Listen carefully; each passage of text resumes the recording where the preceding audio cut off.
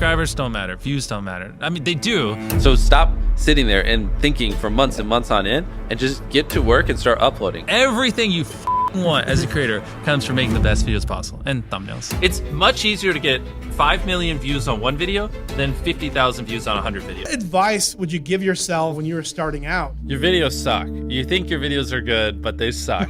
You know, they just do. And the sooner you learn how to make good, great videos that people actually want to watch, the sooner you'll get views. I think is the biggest takeaway. Because like when I was 14, I thought my videos were the best in the world. They weren't. They're terrible. Many people are making way better videos than me, but I didn't think that. And I think, you know, to be successful, you kind of have to have a little bit of that ego where you're like, you know, my content's great and you got to believe in it. But also like, if you have sub 1,000 subscribers, like there's a good probability your videos just suck.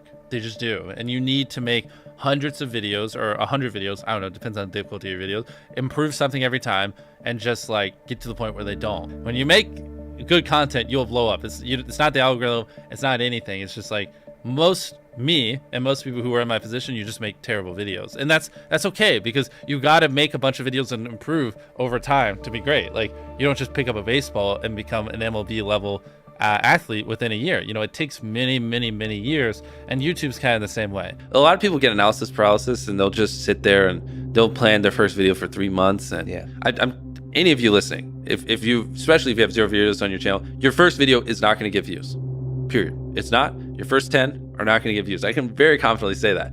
So stop sitting there and thinking for months and months on end and just get to work and start uploading. Like all you need to do, this applies to people who have not uploaded videos but have dreams of being a YouTuber, is make 100 videos and improve something every time. Do that. And then on your 101st video, we'll start talking, like maybe you can get some views, but you know, your first 100 are gonna suck. There are very freak cases like Liza Koshy or Emma Chamberlain who have really good personalities and it doesn't take them as many videos. And it's just like people who are 7'5" and making the NBA. Like, yes, there are freak cases you can find, but for the average person like us, you know, who don't have these exceptional personalities and, you know, backgrounds in filmmaking, just make 100 videos, improve something each time, and then talk to me on your 101st video. How do you improve something each time? The second one, just, I don't know, put more effort into the script. The third one, try to learn a new editing trick. The fourth one, try to figure out a way that you can have better inflections in your voice. The fifth one, try to, you know, study a new thumbnail tip and implement it. The sixth one, try to figure out a new title. There's infinite ways. That's the beauty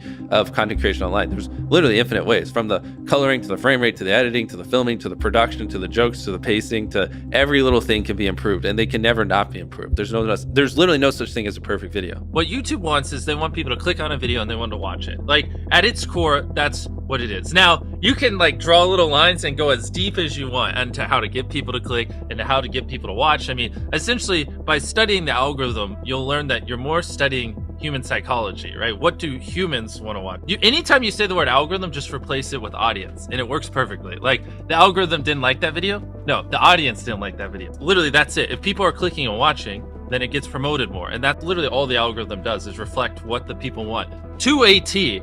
And if you deny that, you just make terrible videos and are trying to find a scapegoat. What makes for a good title? Short? Not just short. It's also, if someone reads it, are they like, do they have to watch it? Is it just so intrinsically interesting that it's just gonna with them if they don't click on it? You know what I mean? Ideally, it's a title also that, you know, because the titles don't live in a vacuum, right? So it has to lead into the content. So ideally the title represents content that you would want to watch for 20 minutes. So if it's a 20-minute video and the title is I stepped on a bug, the click-through rate is going to be much lower than if it was like a 5-second video. Like even nuances of the length of the video based against the title will affect whether people want to click it, because sometimes they just don't add up. I mean, it's that, yes, ideally you want it below 50 characters, because above 50 characters on certain devices, you run the chance of it going ... So like I took a light pole and I saw how many dollar bills I could stack on top, and they would just go ... because it's too long and it can't finish it. And that's the worst thing, because then people don't even know what they're clicking on. And so it's going to do even worse. Short, simple, ideally, and just so freaking interesting they have to click.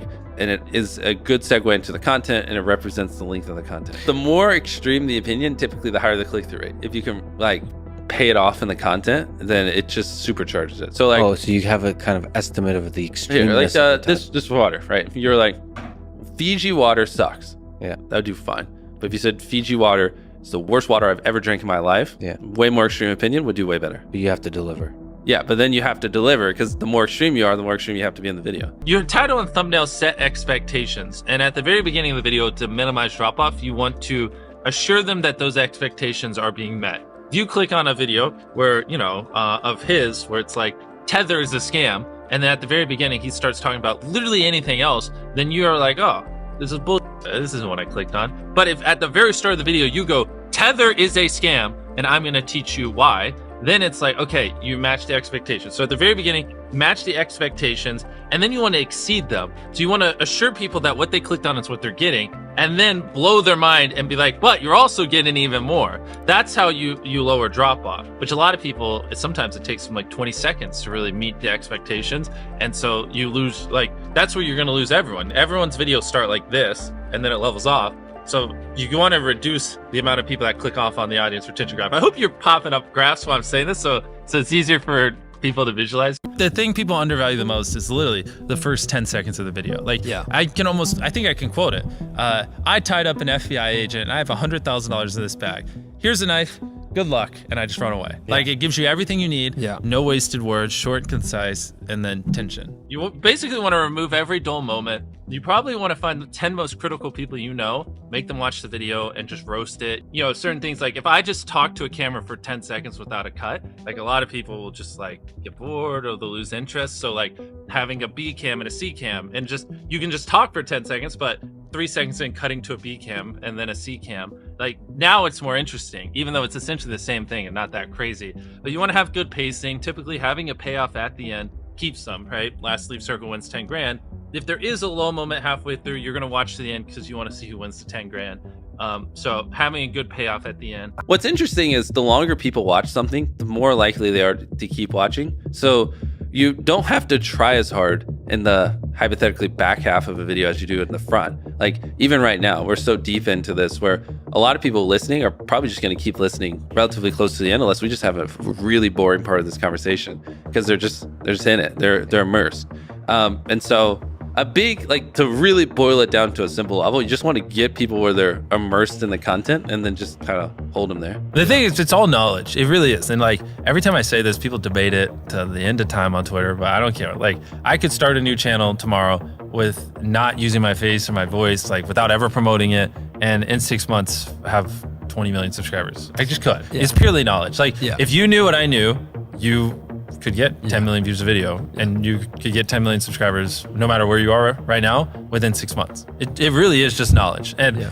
I can already tell you 90% of the people watching, they don't agree with that. They Yeah. don't. And everyone has excuses and they're always like, nah, YouTube Yeah. just doesn't work like that, Jimmy. You don't understand. But I Yeah. mentor a lot of people. I see it even to this day. I still see it all the time. It is possible. It is simply knowledge. And the second you accept that it is knowledge and you start your, for me, 10,000 day journey of learning, for you, whatever it is, if you want to be less hardcore, and like actually figuring out, you know, what makes a good video, what does my audience want, how can I elevate, and then you take that knowledge and you just assume that I will never understand what the perfect video is, and every single day I just need to be devoted to learning as much as possible and improving as much as possible, and I got to improve every video as much as I can. Then there you go. There are tons of viral ideas that people can do that don't require money. It does not require money to go viral. I have so many videos where we spent hardly any money, like the no food one, or I'd have to pull up the channel and go through it, that have gotten tens of millions of views, and they would have gotten 10+ million views even on a small channel. So people who say, oh, well, I could be MrBeast if I had money. Well, A, I didn't start off with money. I was poor, I had no money, and it took me like 7 years just to buy a camera, saving up from YouTube. And B, some of our most viewed videos, literally, like anyone can do. A lot of times people, oh boy, it's like they think their videos are better than they are, honestly. And Tell them, Jimmy, tell them. I mean, they do. And you have to that, and they have horrible friend groups because you really are like the type of YouTubers you hang around. And so like a lot of times I'm just like, what you're saying is wrong. Who told you this? They're like, oh, this guy. And it's like, well, they're wrong. It's not true. There's no such thing as a perfect video. Like someone should always call you and it on your video because it could be better. Like that's because imagine if someone does that every video and you upload hundreds, if not 1,000 videos over the next 10 years, and every single time someone's critiquing you and you're applying what they're critiquing. Like imagine the compound effect over that time span. It's invaluable. People think it's like, oh, well, it's all like CTR and stuff like that. But a big thing that everyone underestimates is it's what was your experience with your last video? If people loved the last video of yours that they watched, they're more likely to watch your next one. For the YouTubers watching this, when people watch your video, they go, okay, that was good, but like that's enough of you for the day. Like it was all right?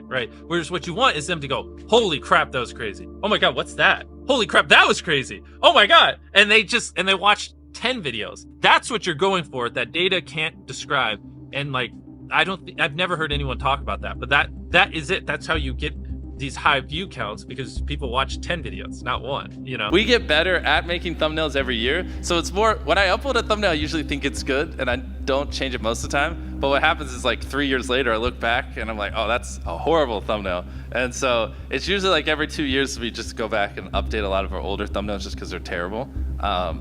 Just with like the new knowledge we have and what we've learned. And funny enough, that actually usually does help quite a bit when we update the thumbnails on old videos. They usually do see a little bit of an uptick because they're just, you know, if we take an old thumbnail where it's like seeing if whatever, like 100,000 magnets can stop a car, and it just looks terrible. And then with the new stuff, I know we zoom in a little bit so it's a little more visible and make things look better. Then magically it starts doing a little bit better because now people actually understand what it is, because I'm not as much of an idiot anymore.